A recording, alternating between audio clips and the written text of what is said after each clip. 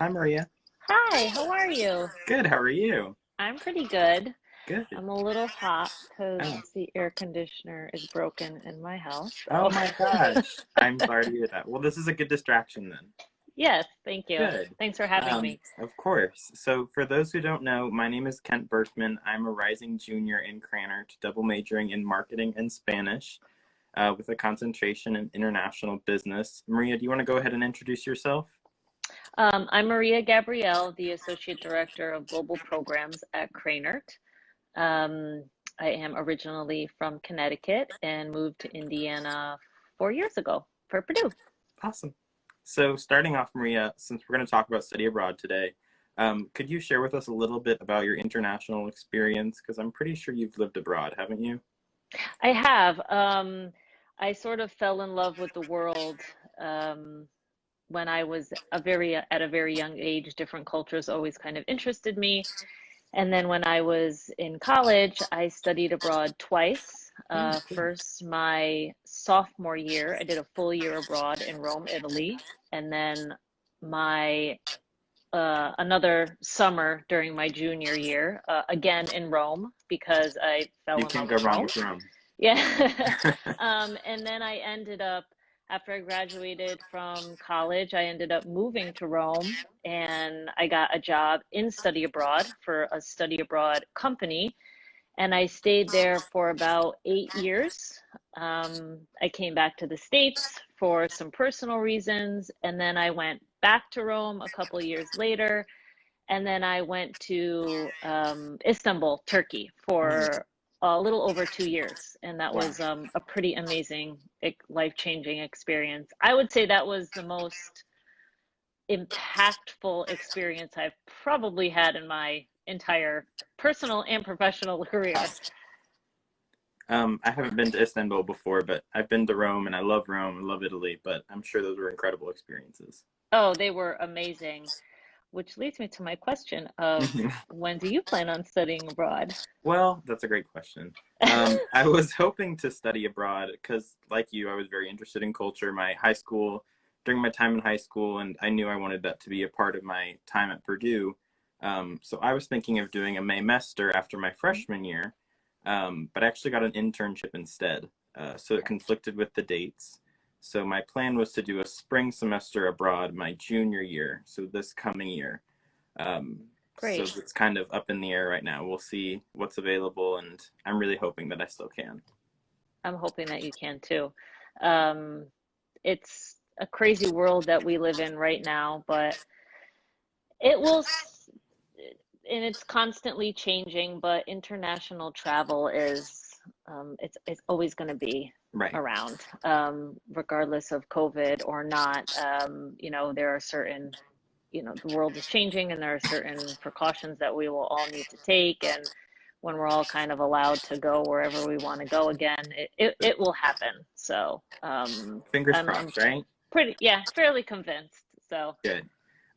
So Maria, why would a student at Purdue even want to study abroad? What's the goal, and what do you get out of that?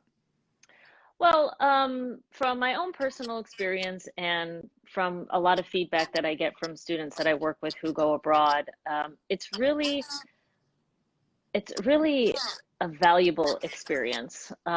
You not only are going outside of the box, you're going outside of your comfort zone. Some people might be leaving their hometown for the first time in their entire life, and that can be really scary, but it's also very empowering.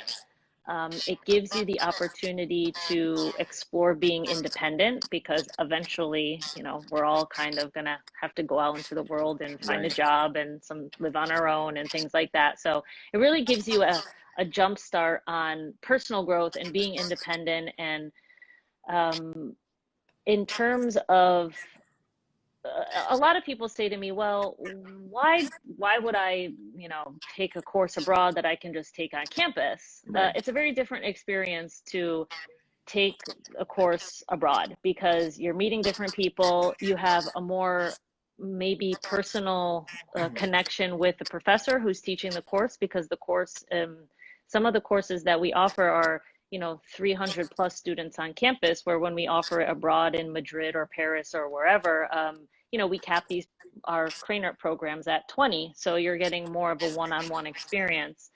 And I know that a lot of students have, international friends, or some people joined international clubs on campus. I think that that's a great step, a great first step in kind of exploring the world. And you can do it in a way where you kind of don't need to leave your hometown. But then the next step is really kind of getting on that plane and maybe going to a different place. So, and again, it doesn't have to be these exotic locations where you're on a plane for 24 hours. I Right. mean, it can be closer. So, Maria, do you have any idea how common study abroad is at Purdue?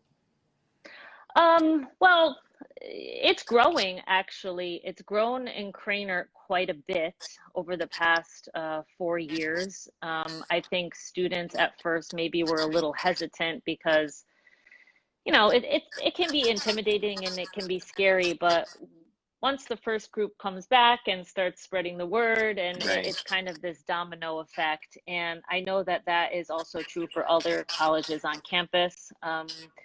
There are a few other colleges like agriculture and engineering that have been pretty strong in study abroad throughout time. And then there are kind of the smaller colleges. But yeah, I mean, Purdue is, we have a lot of great opportunities, semester, year, summer, spring break. So if one is not for you, I'm sure that another would be.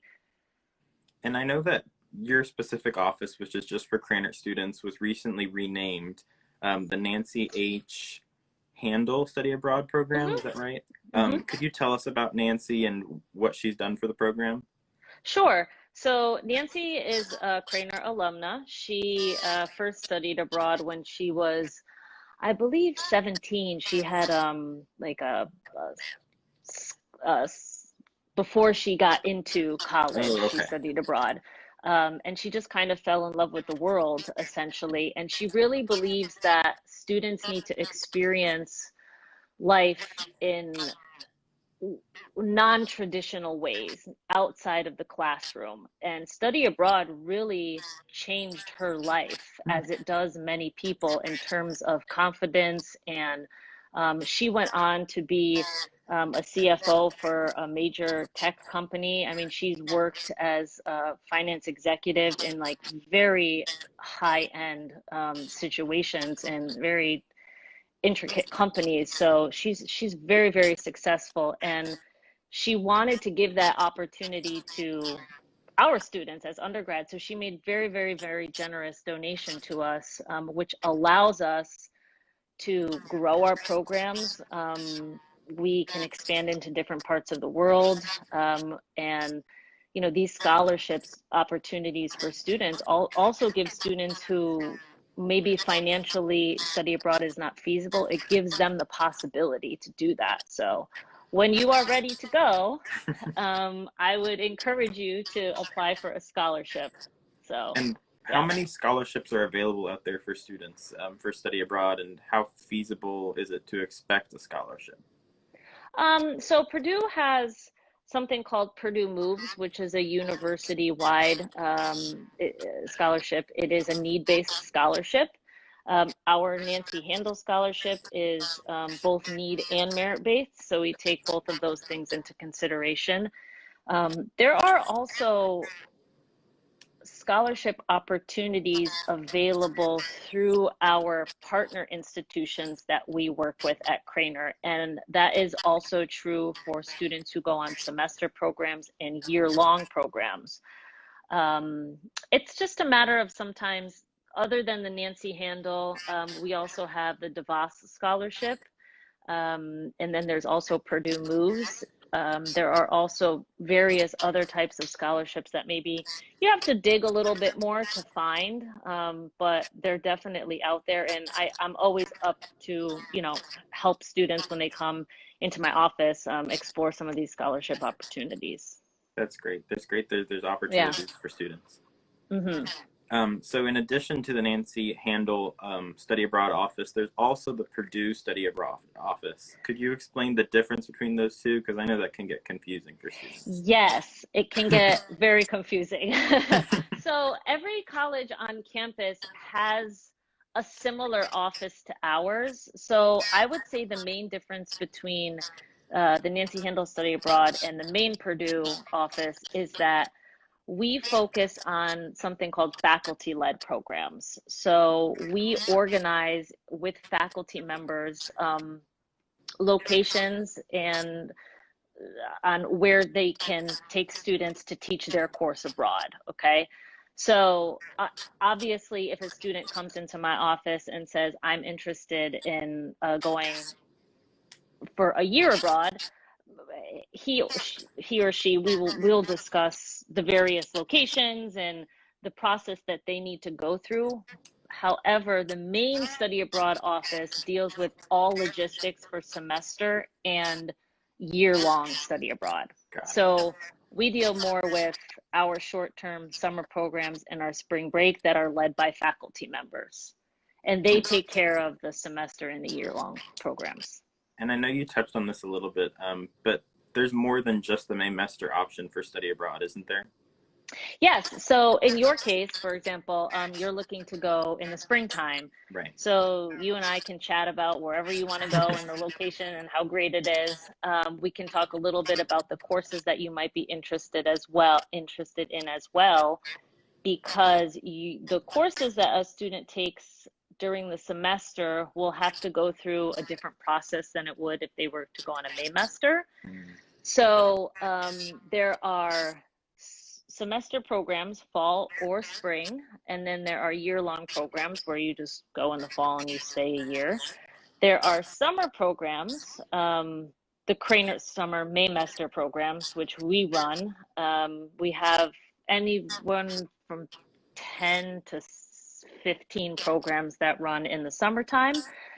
There are also other colleges on campus that run Maymester programs and spring break programs. So if a student comes into my office and our Krannert programs just aren't what they're looking for, I usually guide them towards the study abroad office, because the study abroad office will be able to provide them with more information in regards to what other colleges across campus might have to offer. Because sometimes we just don't have what students are looking for. Most of the time we do, though. It seems like the options are endless. Even if you don't want to, even if Krannert doesn't have what you need, it seems like there's plenty of choices. There is. And I think it's really, really important. I mean, I'm a huge advocate of going for a semester or a year. I mean, and there are lots of students who sometimes go on our Maymester programs and then they end up going for a semester. They just kind of like it convinces them. They just kind of fall in love with the experience and they want to do it again. That being said, they are also free to apply for another Nancy Handel Scholarship if they were to go a second time, as well as Purdue moves. That's great. Yeah. So during my 2 years at Krannert, I've noticed that a lot of Krannert students tend to pursue those Maymesters. It seems like a popular option. Could you explain the layout of those? I know that they're 4 weeks and you can get some course credit while you're abroad. So these programs, sometimes they're 2 weeks, sometimes they're 4 weeks, or you can combine the two and you can do 6 weeks. So we've structured them in a way where there's something for everybody. So a 2-week program would be one course, let's say Management 201 or Management 200, it's the accounting course. Right. So maybe that would be part of a 4-week program. So the first 2 weeks of that program would be an international elective taught by a local faculty member in the country that the student is studying in. And then the second 2 weeks, let's say it's Management 200. So they get 3 credits for the international elective and then 3 credits for the Management 200. And that transfers back directly as if it looks like they had taken it on campus if they were to look at their transcript. Because I know a lot of students are concerned about, oh, well, I've taken it abroad. how does it come back? How does it Right. look? It seemed very seamless. So then, a 2-week program generally piggybacks a 4-week program. So that allows the student the opportunity to take 3 more credits, which would be a total of 9 credits in 6 weeks. Which is really So great. it's really great. And what's also interesting is that they can go for 4 weeks in, let's say, Madrid, and then they could fly over to Dublin and do a 2-week program in Dublin. So they get to see both places and they get 9 credits. And again, we also factor in duration of program when dealing with scholarship applications. So sometimes the longer you go, the more money would be granted to you, because we know that it's expensive to travel. Or some students just do 4 weeks and some students just do 2 weeks. So we have a lot of possibilities. And then there's our spring break program, which is 1 week. And for those shorter programs like the spring break or the 2-week course where you can get a credit or 3 credits, have you heard from the students or the professors if it's manageable to complete a course in that time? Yes. So the spring break program is only 1 credit, and it tends to be a program that attracts students who are on the fence about study abroad. They don't want to do a full 2 weeks in the summer or a full 4 weeks. So they just kind of want to dip their feet. And so that's kind of why they go on spring break. Got it. Or it attracts seniors who have kind of missed the boat on study abroad, but they realize, like, oh, this is my last opportunity. I need a credit. I Sure. really want to study abroad. And then it attracts some students from different colleges as well. So it's a really cool program. And that material tends to be a little bit lighter than our Maymester programs, either the 2 or the 4 weeks, which is understandable because it's a 1 credit pass, no pass. Right. So the 2-week programs in the summer, as well as the 4, it's work. If a student comes to my office and says, I just kind of want to go and not work, I say, well, maybe you should go on vacation then. Right. But it's a doable combination of work and play, I should say. And the professors that have been teaching these courses, they've been teaching them now for 3-4 years, some of them even longer. So they are very seasoned in making the course load manageable. That's great. And like I told you, I haven't been abroad yet through Krannert, but I have friends who have, and they've actually had the time to go to other countries or visit the country they're in while they're studying abroad, which is really great. Where are you thinking of maybe going? I would love to go to Italy or maybe Spain, Okay. but I have to figure it out. I don't know what's available for the spring semester yet, but I'm very open to it. I'm not pinned down to a certain one. Okay. Yeah, well, that's my advice to you would be, first and foremost, pick your location. And this surprises a lot of students because they're like, well, I should go where the courses are. There's nothing worse than being in a place, an unfamiliar place, for 2 weeks or 4 weeks or a semester that you're just like, oh, I don't like this.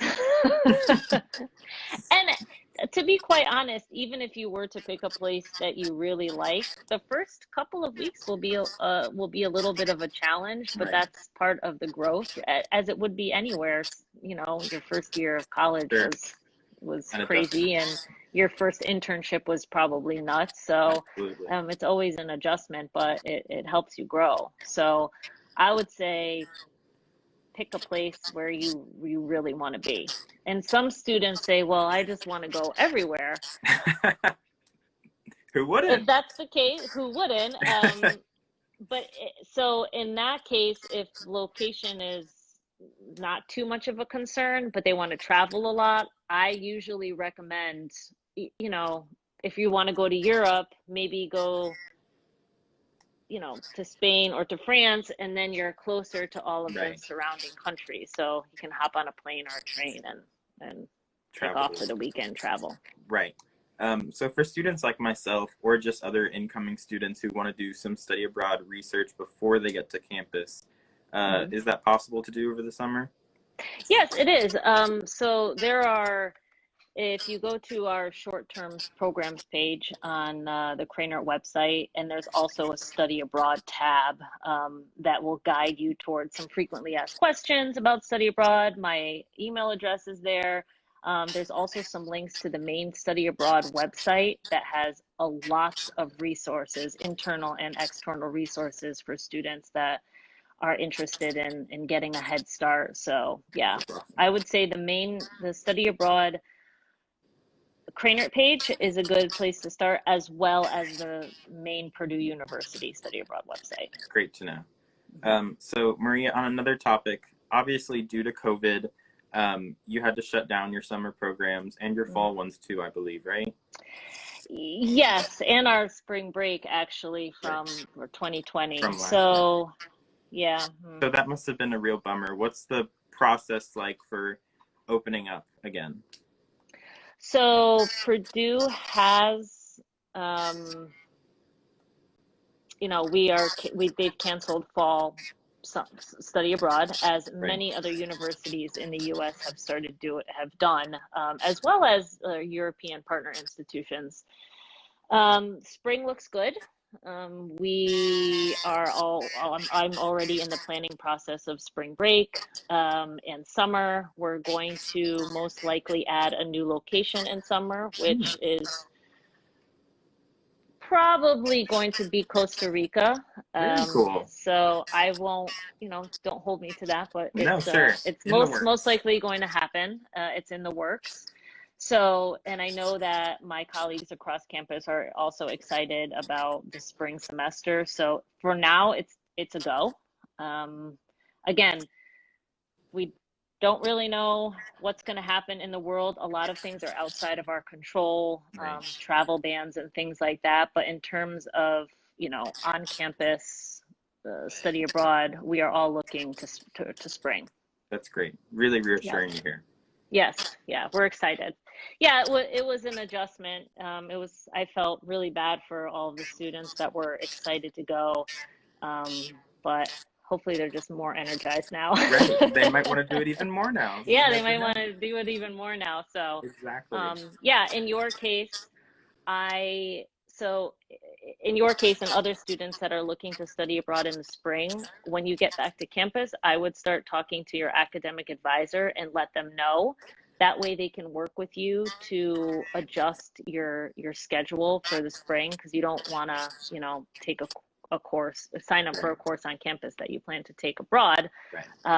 And then the process should start around September or October if you're looking to study abroad in the spring. It's just the earlier you start, the better.